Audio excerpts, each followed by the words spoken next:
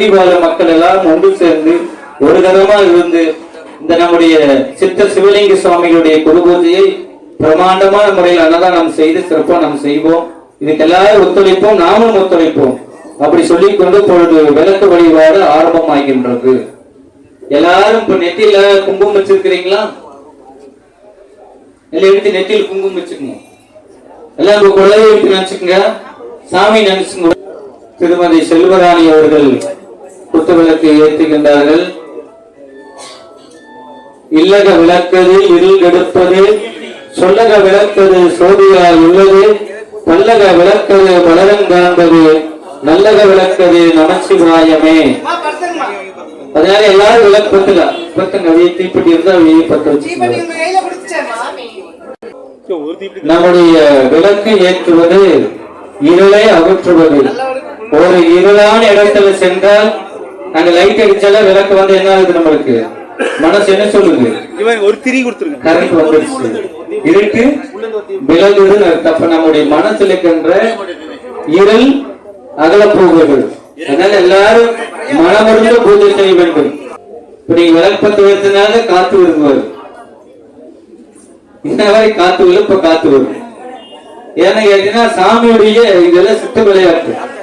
சித்தர்களுடைய விலங்கு எப்படி உங்களுக்கு காத்து நின்று அது மாதிரி வந்து அவருடைய ஆசி நம்மளுக்கு வர வேண்டும். அவர்களுக்கு வந்து விடுவார் நம்ம இடத்துல. அதனால எல்லாரும் விளக்கேற்றுங்கள். நம்முடைய இல்லம் விளக்கேற்ற வேண்டும், நம் உலகம் விளக்கேற வேண்டும், நம் நாடும் விளக்கேற வேண்டும், நம்முடைய மக்களும் விளக்கு எப்படி சுடர இருக்கின்றதோ எல்லாருடைய வாழ்விலே அவருடைய செல்போடு அந்த லட்சுமி எரிய வேண்டும் என்று கேட்டுக்கொண்டு இப்பொழுது எல்லாரும் விளக்கேற்றி விட்டார்களா? விளக்க நல்ல ஒட்டி பாருங்கள். அந்த இடத்துல எவ்வளவு ஒரு கடாச்சாரமா இருக்குன்னு பாருங்க. அது ஆற்றோடு இதெல்லாம் உணர்ந்து பூஜை செய்ய வேண்டும். ஒரு மனிதன் வாழ்க்கையில் உணராவிட்டால் அது எதுக்குமே பிரயோஜனம் இல்லைன்னு அர்த்தம். அதனால வாழ்க்கையில் இப்ப நாம் விளக்கேற்றோட இந்த இடம் பாருங்களேன். இப்ப தட்டம் வச்சா விளக்கு கொடுத்தாங்க, திரி கொடுத்தாங்க, எண்ணெய் கொடுத்தாங்க, இப்ப விளக்கேற்றியாச்சு. இப்ப இந்த இடம் எப்படி இருக்குது பார்த்தா பாருங்க. ஒரே மாதிரி சுடரா இருக்குது. சோதியே சுடரே சுடரொளி விளக்கே ஜோதி இப்பொழுது எழுதிவிட்டது.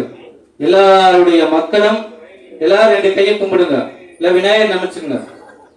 ஐந்து விளத்தனை யானை முகத்தனை இந்திலம்பரே போலமைத்தனை நந்தி மகந்தனை யான குழந்தனை புந்தியில் வைத்தடி போற்றுகின்றோமே.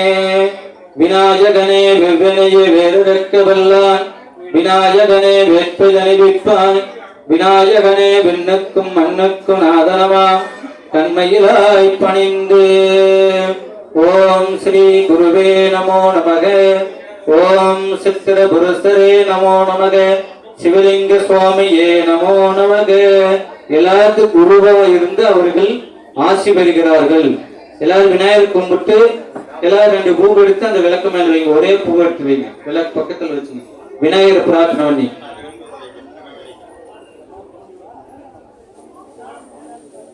அடுத்ததாக நம்ம வழிபாட்டிலே சரஸ்வதி, அதாவது சரஸ்வதி இல்லை என்றால் ஞானம் பெற முடியாது. நிறைய பேருக்கு சரஸ்வதியே தெரியாது. அதனால சரஸ்வதி தான் ஞானத்தை கொடுப்பவள். அதனால சரஸ்வதி பிரம்மனுடைய மனைவி. அதனால சரஸ்வதி தான் கல்விக்குரியவள். சில பேர் கலெக்டர் ஆயிரா, சில பேர் மந்திரி ஆயிரா, சில பேர் பட்டதாரியாய் வேலைக்கு போறாங்க. சில பேருக்கு படிப்பே வராது. சில பேர் படிச்சும் எதுவும் செய்ய முடியாம இருப்பார்கள். அவர்களெல்லாம் நல்லா இருக்கணும்னு சொல்லி இப்ப சரஸ்வதியுடைய அருள் பெற வேண்டும். சரஸ்வதி நமசித்தியம் பரமே காமரூபிணி வித்யாரம்பம் கர்ஷகாமே சித்தி பௌத்தமே சதா. சரஸ்வதி அன்ன வாகனத்தில் இருக்கக்கூடியவள். வெள்ள புடவை கட்டி இருப்பாள், கையில வீணை வாசிப்பாள். அது எல்லா வீட்டிலும் வீணை இருக்கு, இசை வீணை. அந்த இசைத்தாலே நம்மளுக்கு இறைவன் இடத்துல நம்ம செல்லுமாற எல்லா வெளிநாட்டுல எல்லா நம்முடைய தமிழ் பண்பாடு வீட்டுல எல்லாரும் வீணை இருக்கு. எல்லாருமே இசை இருப்போம். இசை இல்லாம ஒன்றும் இல்லை. அதனால இப்ப சரஸ்வதி நினைத்து எல்லாம் மலர் எடுத்துங்க கையில 12 கோட்டி சரஸ்வதி போற்றி எல்லாம் கையில எடுத்துன்னு பூ எடுத்துங்க. சரஸ்வதி வந்து நம்ம வீட்டுல எழுந்தருளி இந்த இடத்துல நம்ம சித்தருடைய இடத்துல பூஜை பண்றோம். நம்முடைய வீடு, நம்முடைய ஊரு, நம்மை சான்று இருக்கின்றவர்கள் எல்லாரும் நல்லா இருக்கும் சொல்லி சரஸ்வதியை நினைத்து இப்பொழுது அர்ச்சனை நடைபெறுகின்றது. திருப்பி எல்லாரும் சொல்ல வேண்டும். ஓம் கலைவாணி போற்றி, ஓம் களஞ்சியமே போற்றி, ஓம் கல்விக்கரசி போற்றி, ஓம் அன்னவாதினி. விளக்க நல்ல உத்தி பாருங்க எல்லாரும். அந்த இடத்துல எவ்வளவு ஒரு கடாச்சரமா இருக்குன்னு பாருங்க. அருள் ஆற்றோடு இதெல்லாம் உணர்ந்து பூஜை செய்ய வேண்டும்.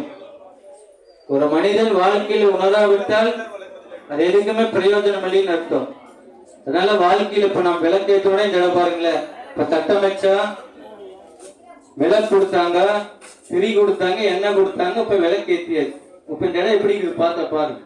ஒரே மாதிரி சுடரா இருக்குது. சோதியே சுடரே சுடரொளி விளக்கே ஜோதி பொழுது எழுதிவிட்டது.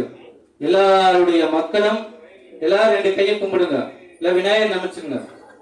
5 விரத்தனை யானை முகத்தனை இந்திலம்பரே போலமைத்தனை நந்தி மகந்தனை யான குழந்தனை குந்தியில் வைத்தடி போற்றுகின்றோமே.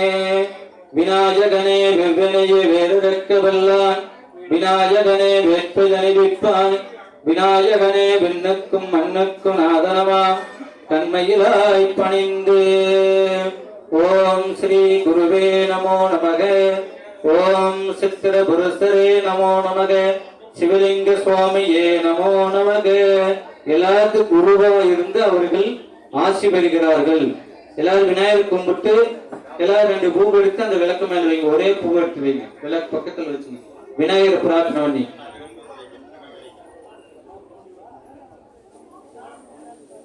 அடுத்ததாக நம்ம வழிபாட்டிலே சரஸ்வதி, அதாவது சரஸ்வதி இல்லை என்றால் ஞானம் பெற முடியாது.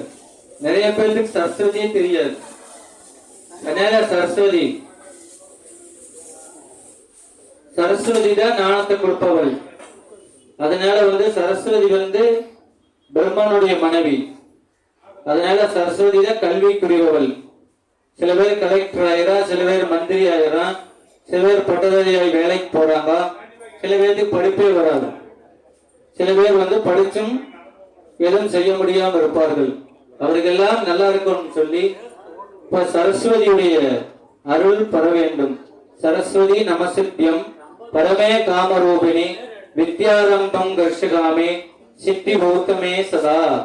சரஸ்வதி அன்ன வாகனத்தில் இருக்கக்கூடியவள். வெள்ள புடவை கட்டி இருப்பாள், கையில வீணை வாசிப்பாள். அது எல்லா வீட்டிலும் வீணை இருக்கு, இசை வீணை. அந்த இசைத்தாலே நம்மளுக்கு இறைவன் இடத்துல நம்ம செல்லுமாற எல்லா வெளிநாட்டுல எல்லாம் நம்முடைய தமிழ் பண்பாடு வீட்டுல எல்லாரும் வீணை இருக்கு. எல்லாருமே இசை இருப்பான். இசையெல்லாம் ஒன்றும் இல்லை. அதனால இப்ப சரஸ்வதி நினைத்து எல்லாம் மலர் எடுத்துங்க கையில. 12 கோட்டி சரஸ்வதி போற்றி எல்லாம் கையில எடுத்துன்னு பூ எடுத்துங்க. சரஸ்வதி நம்ம வீட்டுல எழுந்தருளி இந்த இடத்துல நம்ம சித்தருடைய இடத்துல பூஜை பண்றோம். நம்முடைய வீடு, நம்முடைய ஊரு, நம்மை சான்று இருக்கின்றவர்கள் எல்லாரும் நல்லா இருக்கும் சொல்லி சரஸ்வதியை நினைத்து இப்பொழுது அர்ச்சனை நடைபெறுகின்றது. திருப்பி எல்லாரும் சொல்ல வேண்டும். ஓம் கலைவாணி போற்றி, ஓம் களஞ்சியமே போற்றி, ஓம் கல்விக்கரசி போற்றி, ஓம் அன்ன